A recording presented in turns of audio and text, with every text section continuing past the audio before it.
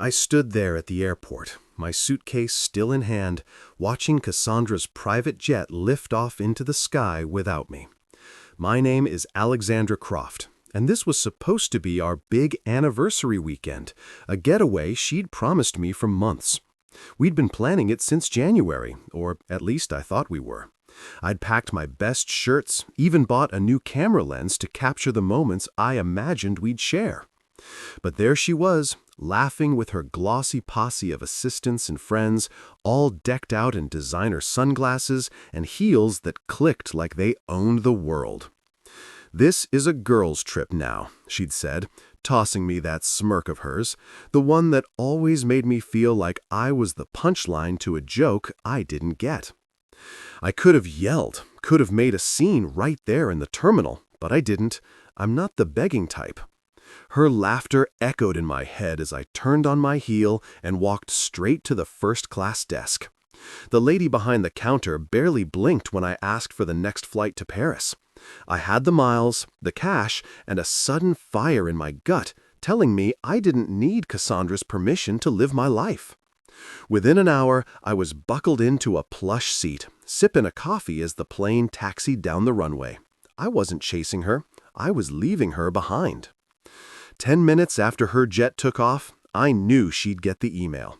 I'd scheduled it earlier that morning, right after she ditched me. It was from our shared legal advisor, a little automated surprise I'd set up with a few clicks. Subject line, Preliminary Separation Agreement. I could picture her face, those perfectly arched brows shooting up, her lips parting in that silent gasp she does when she's caught off guard. She'd be 30,000 feet in the air, surrounded by her giggling crew, and suddenly pale as a ghost. Good. Let her squirm. By the time my plane touched down in Paris, my phone was already buzzing like a beehive. I didn't even check it, just let it vibrate in my pocket as I stepped into the warm, bustling chaos of Charles de Gaulle. 155 messages. I'd find out later. 155 little pleas, rants, and apologies she'd typed out while I was sipping wine over the Atlantic. But right then, I didn't care. I was in Paris, and for once, it wasn't about her. It was about me. I grabbed my bag, adjusted my jacket, and walked out into the city that was about to change everything. The air smelled like fresh bread and freedom, and I wasn't looking back. Cassandra could keep her jet, her entourage, her smirks. I had a ticket to something better, and I wasn't waiting for her to sign off on it. This was my runway now, and I was taking off. I settled into my first-class seat, the hum of the plane's engines vibrating through me as we climbed higher over the Atlantic. My name is Alexander Croft, and for the first time in years, I wasn't flying to keep up with Cassandra's schedule or to play the part of her arm-candy husband at some glitzy event. This was my flight, my choice, and it felt damn good. The flight attendant handed me a glass of champagne, and I watched the bubbles rise and pop, each one disappearing like the promises Cassandra had made over the years. We'd started out as partners, equals, I thought, building her luxury tech brand from late-night brainstorming sessions in our cramped apartment. Back then, it was our dream, but somewhere along the way, it became hers.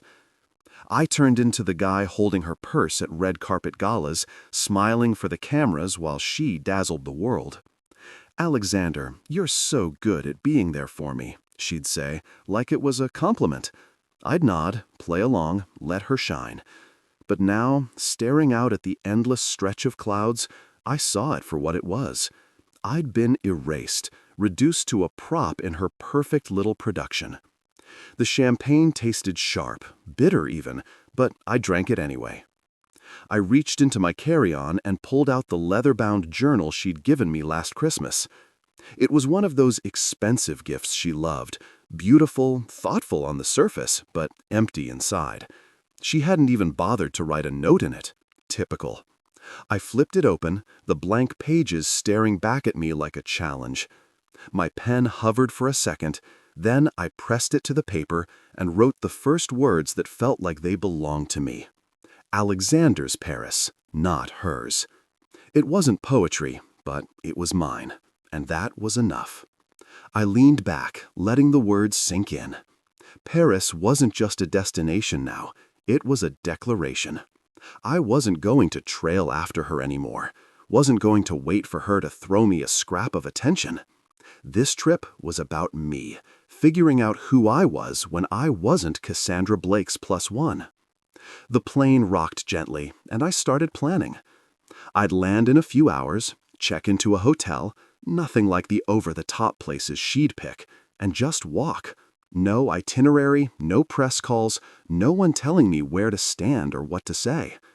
I'd wander the streets, eat whatever smelled good, maybe dust off my camera and take some pictures for myself, not for her Instagram. The thought made me smile, a real one, not the practiced grin I'd worn for years. I glanced at the journal again, tracing the words with my finger. Alexander's Paris. It sounded like freedom. I didn't know what I'd find there. Maybe a cafe with strong coffee, maybe a quiet corner to think, maybe even someone who'd see me, not her shadow. The idea of not being alone for long flickered in my mind, but I pushed it aside. This wasn't about replacing her, it was about reclaiming me. The flight attendant came by again, offering a warm towel, and I took it, wiping my hands like I could scrub off the last decade of playing second fiddle.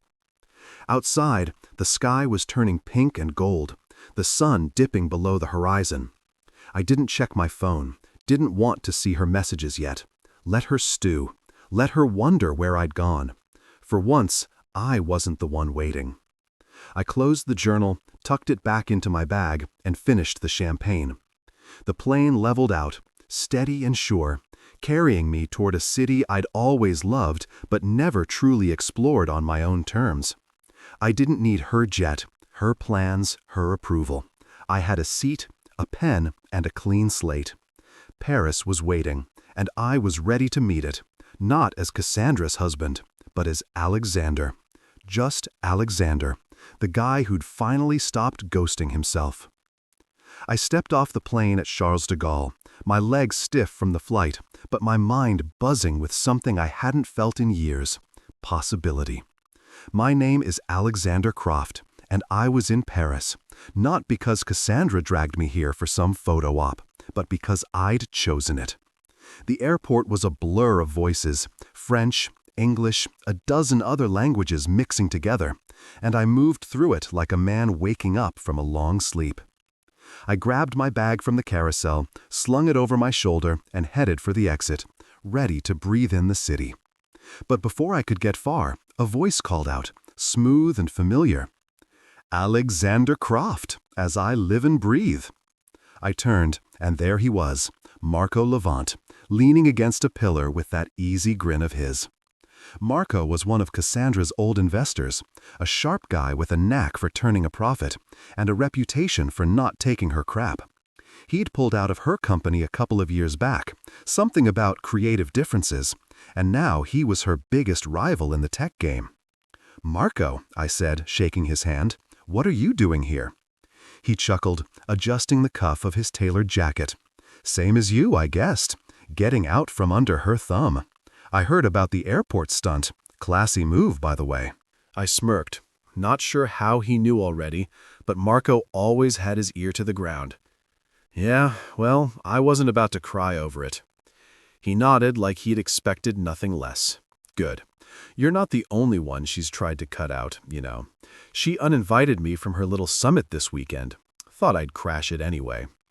He reached into his pocket and pulled out a cream-colored envelope, handing it to me.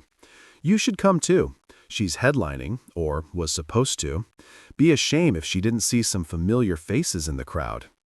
I took the invitation, flipping it over in my hands.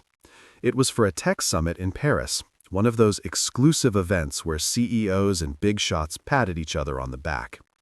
Cassandra had been prepping for it for weeks, rehearsing her keynote speech in our living room while I nodded along like a good husband. She doesn't know you're coming, does she? Marco asked, his eyes glinting with mischief. No, I said, feeling a grin tug at my lips. She will soon. He clapped me on the shoulder, laughing. That's the spirit. Come on, let's grab a drink. You look like you could use one." We found a bar just outside the terminal, all sleek glass and dim lighting, and ordered 2 whiskeys.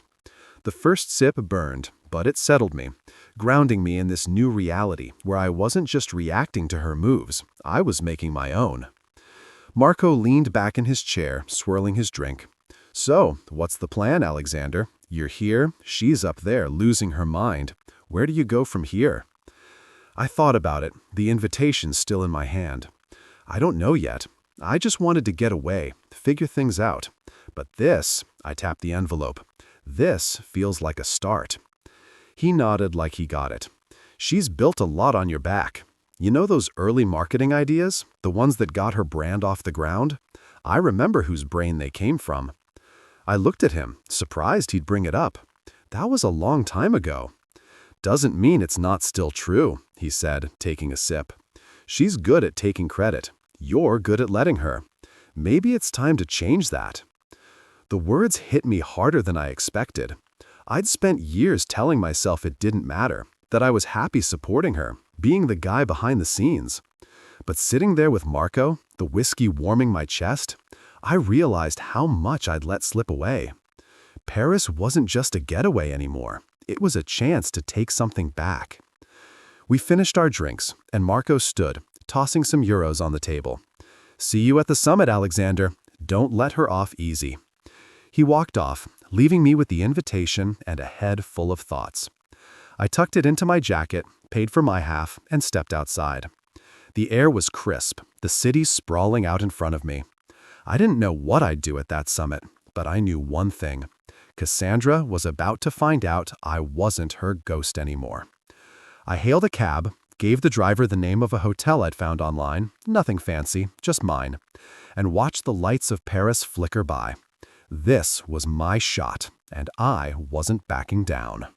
I woke up to the sound of Paris breathing outside my window, a soft hum of life that felt worlds away from the polished chaos of Cassandra's universe. My name is Alexander Croft, and I checked into L'Hotel Bleu, a little boutique hotel tucked into the hills of Montmartre. It wasn't the kind of place she'd ever pick, no marble lobbies or concierge kissing her ring, but it was perfect for me. The room was small with creaky wooden floors and a view of cobbled streets winding down into the city. I didn't need a penthouse to feel alive here. I pulled on a jacket, grabbed my camera, and headed out, letting the morning air hit me like a reset button. The streets were narrow, lined with old stone buildings and flower boxes spilling over with color. I walked without a plan, something I hadn't done in years. With Cassandra, every trip was a mission, schedules, meetings, photo ops. But today, I was just a guy with a camera, wandering through a city that didn't care who I was married to. I stopped at a cafe, the kind with wobbly tables and waiters who didn't rush you. The coffee was strong, the croissant flaky and warm, and I sat there watching people go by. Artists with sketch pads, old men with newspapers, kids chasing pigeons. No one asked me about her latest product launch or told me to smile for a picture. It was just me in the moment, and I felt my shoulders loosen for the first time in forever. After breakfast, I headed toward the art district, the camera slung around my neck like an old friend I'd forgotten I had. Photography used to be my thing, back before Cassandra turned it into a punchline. "It's a cute hobby, Alexander," she'd say, like I was a kid playing with toys. I'd stopped bringing it up, stopped carrying the camera unless she needed a shot for her feed. But here in Paris, I lifted it to my eye and started snapping. Street corners, cracked walls, a woman selling flowers from a cart. The world looked different through the lens, sharper, like I could hold on to it instead of letting it slip through my fingers. A couple of locals noticed, an older guy with a beret and a woman with a scarf tied just so. "You're a photographer?" the guy asked, his English rough but friendly. "Just for fun," I said, lowering the camera. "Beautiful city you've got." He grinned, proud, and they started asking about the gear, the shots I like to take. Not once did they mention Cassandra or her brand. It was like I'd stepped out of her shadow and into my own skin. That night, I followed a flyer I'd seen pinned to a cafe wall, some rooftop exhibition in the neighborhood. The place was strung with lights, the air thick with chatter and cigarette smoke. I wandered through, sipping a glass of cheap wine, looking at sculptures and paintings that felt raw, real. Then, I met Geneviève Thorne.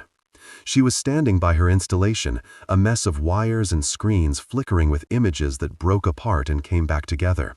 She had dark hair pulled into a loose bun, paint smudged on her cheek, and eyes that locked onto you like she could see right through. "What do you think?" she asked, nodding at her work. "It's like it's falling apart and starting over at the same time," I said, not sure if that made sense. She smiled, a slow, knowing thing. "That's exactly it. Erasure and rebirth. You get it." We talked for a while, her voice soft but steady. She told me about the piece, how it was about shedding old versions of yourself to find what's underneath. "Sometimes you have to disappear to finally be seen," she said, and it hit me like a punch. I've been disappearing for years, fading into Cassandra's spotlight, but maybe I didn't have to anymore. I told her about my camera, how I picked it up again that day, and she nodded like she understood more than I was saying. "You should come back tomorrow," she said. "There's a workshop. Bring your photos." I left the rooftop with her words rattling around in my head, the city lights blurring below me. Montmartre felt like a liberation, every step pulling me further from the guy I'd been. I didn't need Cassandra's approval or her private jets. I had a camera, a coffee-stained map, and a stranger's invitation to keep going. Paris was mine now, and I wasn't letting it go. I got back to L'Hotel Bleu after that rooftop exhibition, my head still spinning from Geneviève's words and the way Paris had started to feel like mine. My name is Alexander Croft, and I'd been running on adrenaline all day, walking the streets, snapping photos, talking to people who didn't know me as Cassandra's husband. The hotel room was quiet, just the soft creak of the floorboards and the distant hum of the city outside. I tossed my jacket on the chair, kicked off my shoes, and sank onto the bed, staring at the ceiling. My phone sat on the nightstand, dark and silent. I hadn't turned it on since the airport, hadn't wanted to deal with whatever Cassandra was throwing at me. But something pulled at me now. Curiosity, maybe, or just the need to see how far she'd unraveled. I picked it up, pressed the power button, and waited as it buzzed to life. The screen lit up, and there it was. 155 messages, a wall of notifications, all from her. I scrolled through, not opening them yet, just watching the previews stack up like a train wreck I couldn't look away from. The first few were smug, classic Cassandra. "Still at the airport?" one read. "You're being dramatic," said another.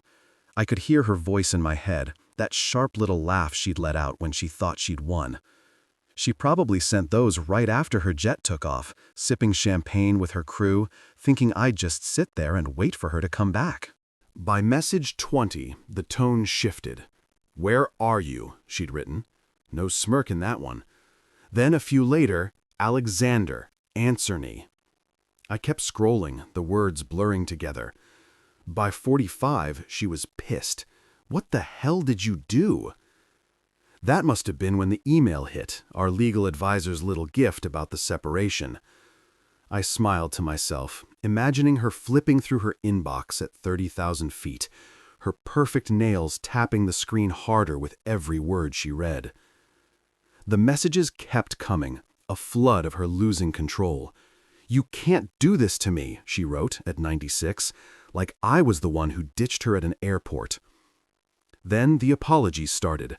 "Alexander, I need to talk to you. Please," came at 124. "I'm sorry," she said at 142, and I almost laughed out loud. Cassandra didn't say sorry, not unless she was backed into a corner. The last one, 155, hit different. "We need to fix this. No demands, no snark, just a plea." I stared at it for a long minute, the screen glowing in the dim room. My thumb hovered over the reply button, but I didn't press it. What was there to say? She'd left me standing there, laughed about it, and now she was scrambling because I'd finally stopped playing her game. I turned the phone off, the screen going black again, and set it back on the nightstand. Let her wonder. Let her sit with it. I wasn't her lapdog anymore, racing to fix things the second she snapped her fingers. I got up, walked to the window, and pushed it open, letting the cool night air roll in. Paris stretched out below me, all twinkling lights and quiet streets, and I felt something settle in my chest. Peace, maybe, or power.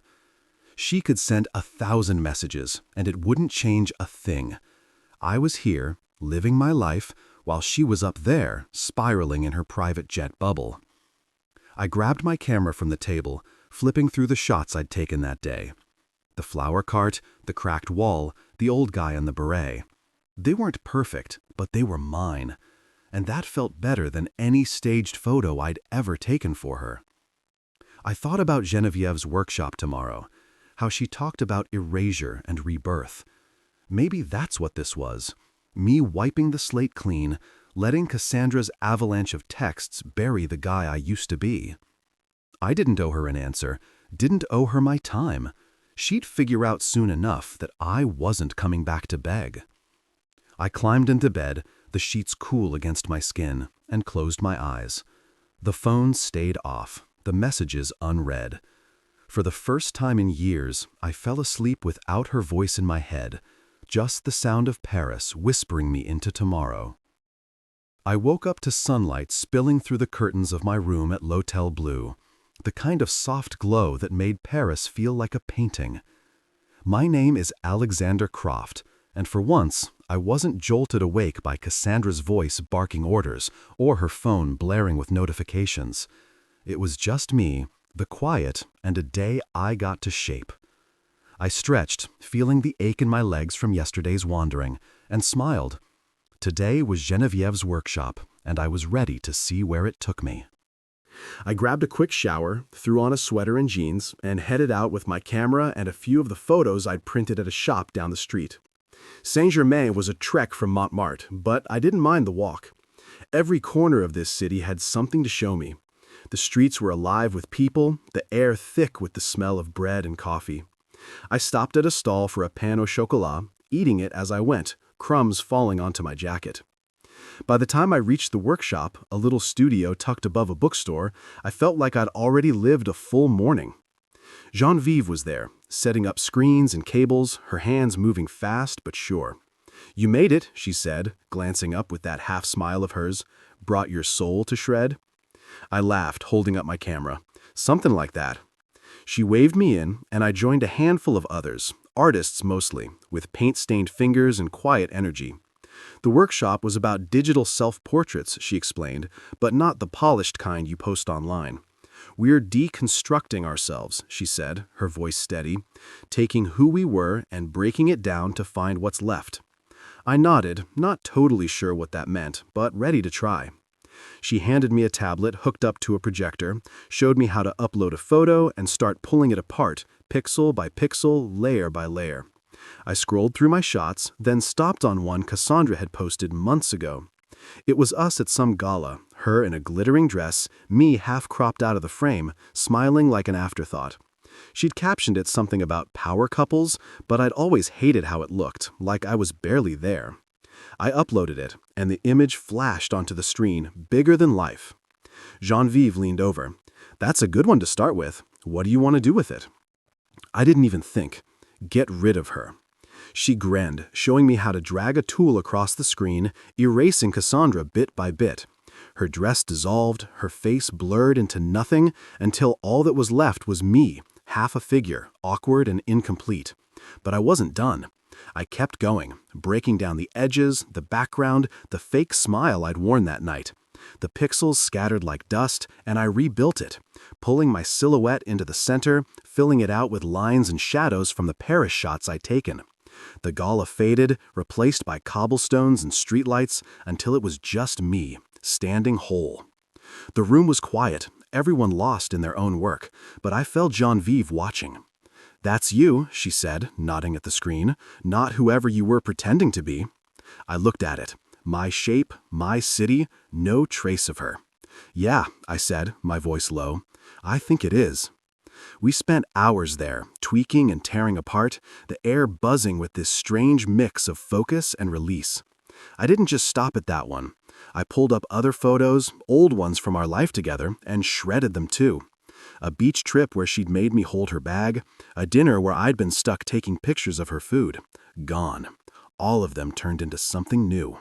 By the end, I had a series of images, each one a piece of me I'd forgotten. Geneviève walked over as I saved the last one. "You just published your first piece of emotional honesty," she said, her eyes steady on mine. "Feels good, doesn't it?" I nodded, not trusting my voice. It did feel good. Better than good. It was like I'd clawed something back, something she'd buried under years of her spotlight. I left the studio as the sun dipped low, the tablet under my arm, and those images burned into my head. Paris glowed around me, all golden and alive. And I walked back to the hotel with a lightness I hadn't known I could feel. Cassandra's world didn't own me anymore. I was undoing it, piece by piece, and building something real in its place. I stepped out of the cab into the cool Paris evening, the lights of the summit venue glowing ahead like a beacon. My name is Alexander Croft, and tonight wasn't about hiding anymore. It was about showing up. Marco had invited me to this dinner, the one Cassandra was supposed to host, and I'd said yes without a second thought. The invitation was still in my pocket, creased from being handled all day, but it felt like a ticket to something bigger than just a meal. I adjusted my jacket, not the flashy kind she'd have picked for me, just a simple one I liked, and walked in. The place was all glass and gold, packed with tech execs and investors in suits that cost more than my old car. I scanned the room, half expecting to see her sweeping in with that queen bee smile, but she wasn't there. The table settings had her name on them, though. Cassandra Blake, keynote speaker. Guess she hadn't canceled yet. I found Marco near the bar, sipping a drink and chatting up some guy in a bow tie. He spotted me and waved me over. "You clean up nice, Alexander," he said, handing me a glass of something dark and strong. "Ready to stir the pot?" I took a sip, letting it burn down my throat. "She's not here, is she?" He shook his head, smirking. "Not yet. Word is she's been off the grid since that email hit. Her team's scrambling." Before I could ask more, someone grabbed my arm. Lily Monroe, Cassandra's executive assistant. She was all nerves, her blonde hair slipping out of its neat bun. "Alexander, thank God," she whispered, pulling me aside. "She's been spiraling since that legal thing dropped. She hasn't told anyone why she's not here tonight." I raised an eyebrow, keeping my voice steady. "That's her mess to explain, Lily, not mine." She blinked, like she hadn't expected that. "You're not worried?" "No," I said, smiling just enough to throw her off. "Let her tell her story. I'm telling mine." Lily stared at me, then nodded slowly, backing off as the crowd started moving toward the tables. I found my seat. Marco had made sure I wasn't stuck in the back, and settled in, the buzz of the room washing over me. The keynote was about to start, some stand-in guy fumbling through notes when the MC stepped up instead. "Ladies and gentlemen," he said, voice booming, "before we begin, let's acknowledge someone in the room. Alexander Croft, the man behind the original marketing concept Cassandra Blake built her empire on, without credit." The air went still.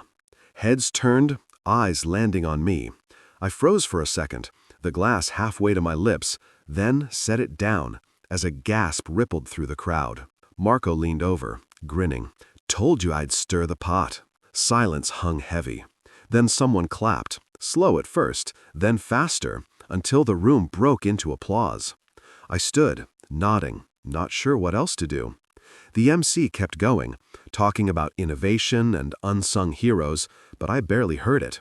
My heart was pounding, not from nerves, but from something else. Relief, maybe, or vindication. For years, I'd let her take the credit. Told myself it didn't matter as long as the company thrived. But it did matter. And now everyone knew it. The dinner rolled on, plates clinking, voices rising, but I felt like I was floating above it. People came up after, shaking my hand, asking questions about those early days. "You're the real deal," one guy said, a tech blogger I recognized. "She never mentioned you." "She didn't have to," I said, keeping it light. "I was there anyway." Marco caught up with me later as the crowd thinned. "You handled that like a pro. She's going to hate this." "Good," I said, meaning it. "Let her." We stepped outside, the night air sharp against my skin. I didn't need her here to feel the weight of this moment. The applause still echoed in my head, not just for what I'd done, but for what I was doing now. Standing up, stepping out. Lily's words stuck with me though, spiraling. Part of me wondered what Cassandra was doing right now, pacing some hotel room, yelling at her phone, trying to spin this. But I didn't linger on it. This dinner, this night, it didn't need her. I'd walked in alone, and walked out taller. Paris had given me that, and I wasn't giving it back. I walked along the Seine the next evening, the water reflecting the city lights like a mirror cracked with gold. My name is Alexander Croft, and I was still riding the high from that summit dinner. Those gasps, that applause, the way people looked at me like I was someone worth seeing. It was a rush, but it didn't erase the quiet itch in my chest. Cassandra had texted again that morning, one line cutting through the noise of the last few days. "Let's meet. No press, just us." I'd stared at it over coffee, the steam curling up from my cup, and, against my better judgment, I typed back, "Fine. Café Lumière, 7 p.m. Now here I was, heading to meet her, not sure what I wanted out of it, but knowing it was time to face her. The cafe was small, tucked off a side street with round tables spilling onto the pavement. I got there early, ordered a glass of red wine, and sat outside watching the river flow. She showed up 10 minutes late. Typical. Her heels clicked like a warning shot. She wore sunglasses even though the sun was long gone, her face unreadable behind them. She slid into the chair across from me, setting her bag down with that careful grace she'd perfected. "You embarrassed me," she said. No hello, no soft start. Her voice was tight, like she'd been holding it in too long. I took a sip of wine, letting her words hang there for a second. "No," I said, setting the glass down. "You exposed yourself. I just stopped covering for you." She pulled off the sunglasses, her eyes sharp and tired at the same time. "That email, Alexander. The summit. What are you trying to do? Ruin me?" I leaned back, keeping my voice even. "I'm not trying to do anything to you. I'm done playing your game. That's all. You left me at the airport, laughed about it. Did you think I'd just take it?" She flinched, just a flicker, but I caught it. "It was a mistake," she said, softer now. "I got caught up with the girls, the trip. It wasn't supposed to be like that." "But it was," I said, "and it's been like that for years. Me waiting, you deciding. I'm not your prop anymore, Cassandra." She stared at me, her fingers tapping the table, that nervous habit she hated admitting she had. "So what? You're just walking away? After everything we built?" "You built it," I said, and it felt good to say it out loud. "I helped, sure, gave you ideas, held you up, but you took the credit, the control, and left me in the background. I'm not asking for a medal. I'm just done pretending it's enough." Her jaw tightened, but she didn't argue. Maybe she couldn't. "Let's talk settlements then," she said, switching gears like she always did when she lost ground. "We can figure this out. Keep it clean." I reached into my pocket, pulled out a card, Catherine's, my lawyer, and slid it across the table.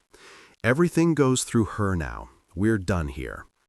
She looked at the card, then back at me, her mouth opening like she wanted to fight, but I was already standing. "Alexander, wait," she started, but I didn't. I left her sitting there, the wine untouched, the card glaring up at her. The power shift was complete, and it hit me as I walked away. Slow at first, then all at once. I didn't owe her that conversation, didn't owe her my time or my explanations. She'd had years of me bending, adjusting, making it work. Not anymore. I crossed the street, the Seine stretching out beside me, and felt the weight lift. This wasn't her choice anymore. It was mine, and I'd made it. I kept walking, the city folding around me like a friend. Paris had given me a voice, a spine, and I wasn't handing them back. She could sit there all night plotting her next move, but it wouldn't change a thing. I was free, not just from her, but from the version of me I'd let her shape. The river flowed on, steady and sure, and I matched its pace, my steps lighter than they'd been in years. I woke up the next morning with the sun sneaking through the blinds of my room at L'Hotel Bleu, a quiet energy buzzing in my chest.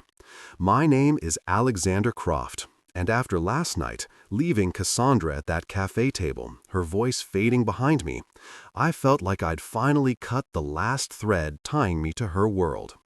I didn't check my phone, didn't care if she texted again. Today wasn't about her, it was about me, and I had an idea brewing. I grabbed a coffee from the hotel's little kitchen, the bitter taste waking me up as I sat by the window, watching Montmartre stretch awake. The streets below were already moving, vendors setting up, people shuffling to work. And I thought about those photos I'd taken, the ones I'd reworked with Geneviève. They weren't just pictures anymore. They were pieces of me, raw and real. What if I showed them?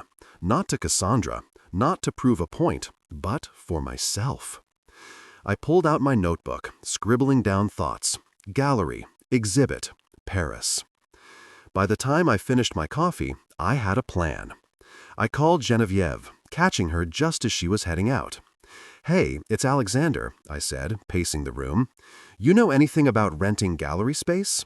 She laughed, that easy sound that made everything feel possible. "You're serious?" Yeah, I know a spot near Le Marais. Small, but it's got character. What are you thinking? An exhibit? Those portraits I did at the workshop, plus the street shots from this week, I said, the words solidifying as I spoke. I want to put them up. She didn't hesitate. I'm in. Meet me there in an hour. I hung up, grabbed my camera and the printed photos and headed out. Le Marais was a maze of narrow streets and old buildings, alive with galleries and cafes. The space Geneviève found was perfect. White walls, worn wooden floors, a big window letting in light. The owner, a gruff guy named Pierre, agreed to a short rental, muttering about crazy artists, but handing me the keys. Geneviève showed up with a toolbox and a grin, and we got to work. We hung the photos, my silhouette against Paris streets, the fragmented gala shot, the flower cart lady mid-laugh. I called it Uncropped, a name that felt right, like I was finally stepping into the frame. We worked all day, adjusting frames, tweaking the layout, until it looked like something real. By the next afternoon, we opened it up. Nothing fancy, just a sign out front and word of mouth. People trickled in, locals mostly, then some tourists, their voices bouncing off the walls as they looked at my work. I stood back, watching them linger, point, talk. A woman in a red coat bought the flower cart shot, saying it reminded her of her grandmother. A guy with a beard asked about the tech behind the digital pieces. It wasn't a mob, but it was enough. 2 days later, every print was sold. I couldn't stop smiling. Marco dropped by that second night, his suit sharp as ever. "Congratulations," he said, handing me a beer from a nearby bar. "You're a hit. By the way, she's been trying to buy back your shares in the company." I told her, too late. I laughed, clinking my bottle against his. "She can keep scrambling. I'm good here." He nodded, looking around. "This is you, Alexander, not her shadow. You should see her face when she hears about this." I didn't need to. I could picture it, those perfect brows furrowing, her lips pressing tight. But it didn't matter anymore. The gallery was mine, the photos were mine, and the people who bought them saw me, not her. Geneviève joined us, her paint-splattered jeans a contrast to Marco's polish. "You did it," she said, nudging me. "Told you there was something honest in there." "Couldn't have without you," I said, meaning it. She shrugged, but her eyes said she got it. We stood there, the three of us, as the last visitors left, the space quiet again. I looked at those empty walls, the sold tags still pinned up, and felt full. Not just of pride, but of something I'd lost along the way. This was my passport to the real me, stamped and signed in Paris. I didn't need Cassandra's approval or her empire. I had this, and it was enough. I woke up on my last day in Paris with the kind of quiet that sneaks in after a storm. Soft, steady, and mine. My name is Alexander Croft, and I'd spent the week rewriting myself, step by step, photo by photo, until I wasn't just Cassandra's husband anymore. The room at L'Hotel Bleu felt smaller now, like I'd outgrown it, my bags half packed by the window. I didn't know where I'd go next, back home maybe, or somewhere new, but I knew I wasn't the same guy who'd landed here. I grabbed my phone off the nightstand, the screen lighting up with one new message. It was from her, sent just after midnight. "Do you still love me?" I stared at it, the words sharp against the soft morning light. Cassandra, always cutting to the core when she was desperate. I could see her typing it, probably alone in some hotel suite, her nails clicking on the screen, waiting for me to cave like I always had. My thumb hovered over the reply button, a dozen old habits tugging at me. Say yes, smooth it over, give her something to hold on to. But I didn't. I pressed delete, the message vanishing like it had never been there, and set the phone down. No response, no punctuation, just peace. I didn't owe her an answer anymore. I got up, pulled on a sweater, and headed out, the city calling me one last time. The streets of Montmartre were waking up, bakers hauling trays, kids laughing on their way to school, and I walked with no rush, letting it all sink in. Paris had given me more than I'd expected. A camera rediscovered, a gallery sold out, a spine I'd forgotten I had. I ended up at a bookstore cafe near the Seine, a little place with mismatched chairs and shelves packed tight. I ordered a coffee, grabbed a new journal from the rack, plain, no leather, nothing fancy, and sat by the window, the river glinting outside. The pen felt good in my hand, steady, like it belonged there. I opened to the first page and wrote, "Alexander Croft, artist. No longer Cassandra's +1, no longer stranded, just flying." The words came easy, no hesitation, no second guessing.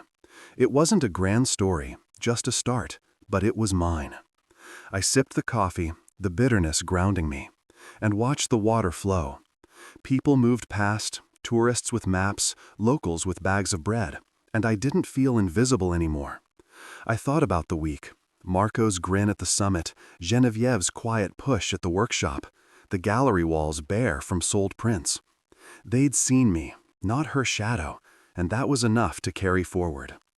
My phone buzzed, once, twice, but I didn't check it.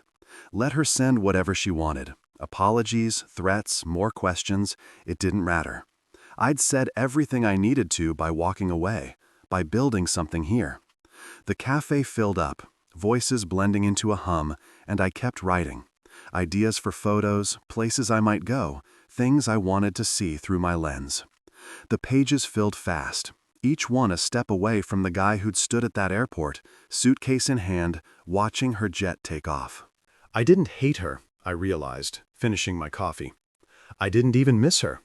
She was just a chapter ending. And this journal, this city, this me, was the first page of something else. I paid the bill, tucked the journal under my arm, and stepped outside. The air was crisp, the Seine steady beside me. I walked along it, my boots tapping the pavement, and felt the weight of her final message lift completely. No, I didn't still love her. Not the way she meant, not the way that kept me tethered. I loved this instead, the freedom, the quiet, the man I was becoming. I stopped at a bridge, leaned on the railing, and watched a boat drift by. Paris stretched out around me, its lights flickering on as the day faded. I'd fly out tomorrow, but I wasn't leaving empty-handed.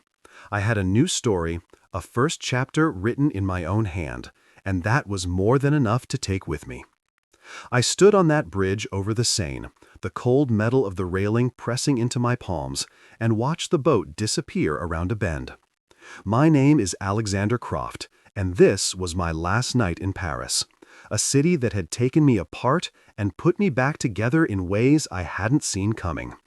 The air was sharp now, the kind that bites at your nose, and the lights along the river flickered like they were winking at me.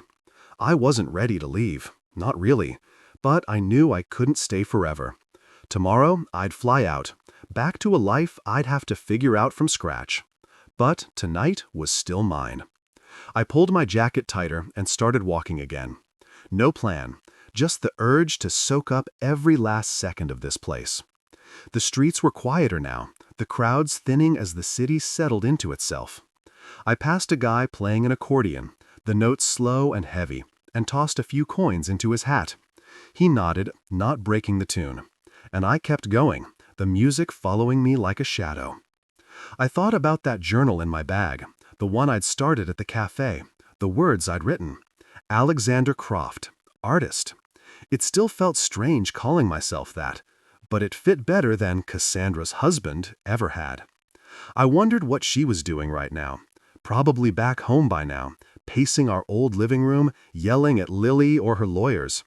That last text of hers, "Do you still love me?" kept popping into my head, but not because I wanted to answer it. It was more like a ghost, a whisper from a life I'd left behind. I didn't feel guilt, didn't feel torn, just done. I turned down a street I hadn't explored yet, narrower than the others, with old lanterns casting pools of light on the cobblestones. A little bar caught my eye, nothing fancy, just a wooden sign swinging over the door that said "Le Repose." Sounded good. I pushed inside, the warmth hitting me like a hug. The place was small, half full, with low ceilings and tables scratched up from years of use. I ordered a whiskey at the counter, the bartender pouring it without a word, and took it to a corner by the window. The glass was heavy in my hand, the amber liquid catching the light, and I sipped it slow, letting it burn its way down.